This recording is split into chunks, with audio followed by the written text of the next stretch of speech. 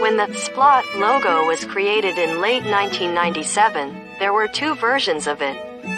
The first one was the regular version that everyone knows and loves, or hates depending on opinion. This one can still be seen at the end of any of the company's shows produced between 1998 and 2005 easily. The second version was the infamous horror version that has been subject to all of the remakes and creepypastas. This one can't and won't be seen by the public ever for one big reason that will be explained. The original idea behind the horror version was to feature it at the end of Halloween specials and reruns of Klasky-Csupo programming that was run on Nickelodeon during that same week.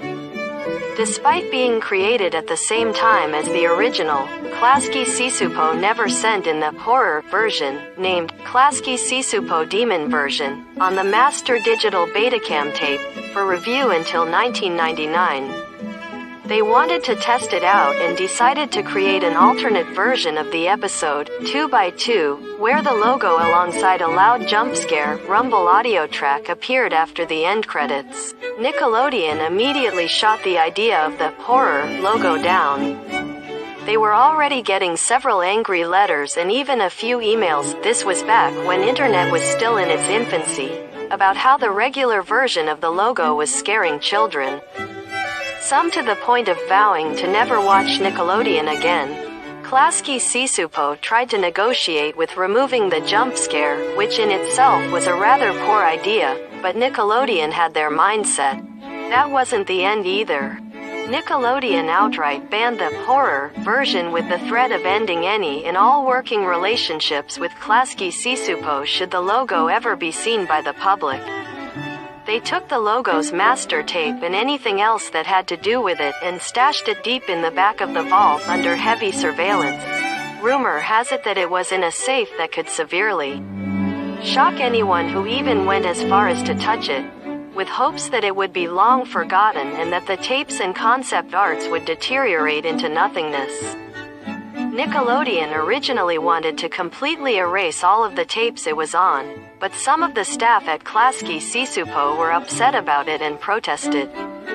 The compromise was made that while the logo would never be seen by the public and that Nickelodeon was still furious that it was even made, they would also never destroy it for the sake of the few concerned graphic artists.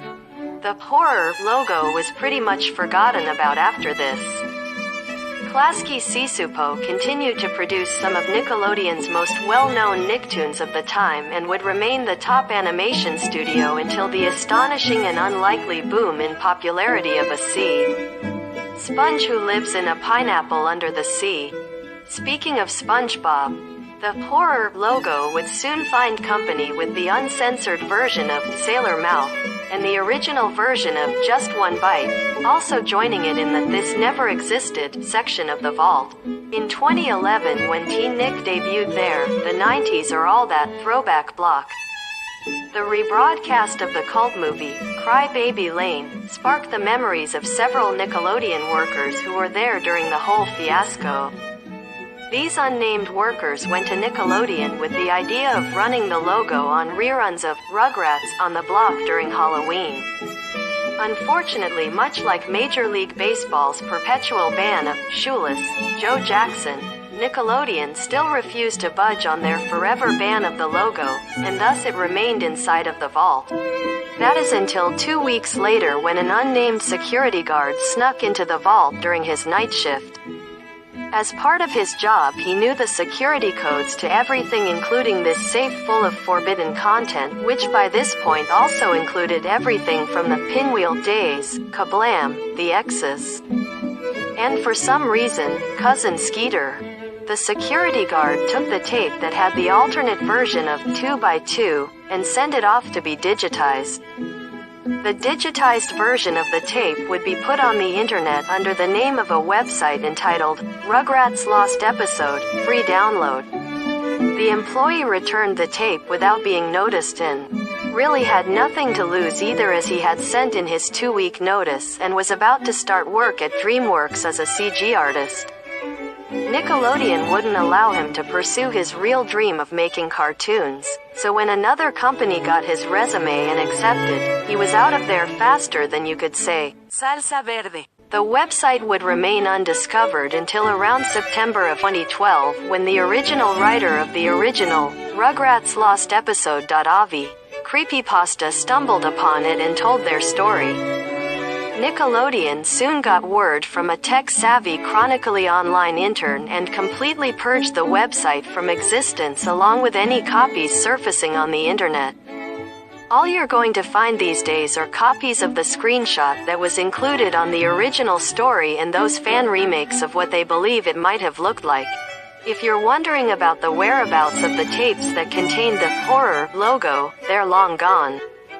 Nickelodeon went as far as to have them dumped in the ocean. As for the security guard who leaked it, he was found and Nickelodeon tried to send him to court. He settled before the case could begin and Nickelodeon accepted his out-of-court settlement. But the security guard still received a lifetime ban from Nickelodeon, Viacom International, now Paramount Global. This also led to him being fired from DreamWorks due to their working relationships with Paramount Pictures and its subsidiaries.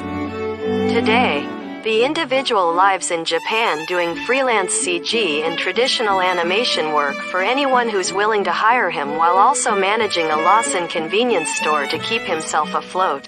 To this day, nobody knows why Nickelodeon displayed so much vitriol over the logo. Yes, it was true that they were receiving flack about the original logo scaring children. But the moral outrage over the horror logo still seemed excessive. Some people believe that the ban was overly ridiculous while some defend Nickelodeon's decision.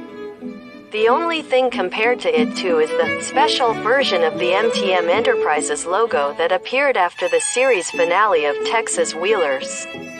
With the exception of that one mention in that news article from 1985, it's purged from everywhere as well. According to LARDLOGO, he found it on an old hard drive that he recently dusted off and put into the reader. The file was corrupted to the point that only the audio could be decoded. He really wished that the full computer file would have been completely intact, but after staying up all night to try and get this thing to even work, he's glad that he could get the audio out of it. He has no idea how long this will stay up on YouTube. His only fear is that Nickelodeon or Paramount Global will throw the book his or their way. He is just simply uploading this for archival purposes. Enjoy it while it exists on YouTube, and remember that if it's taken down, it is indeed canon.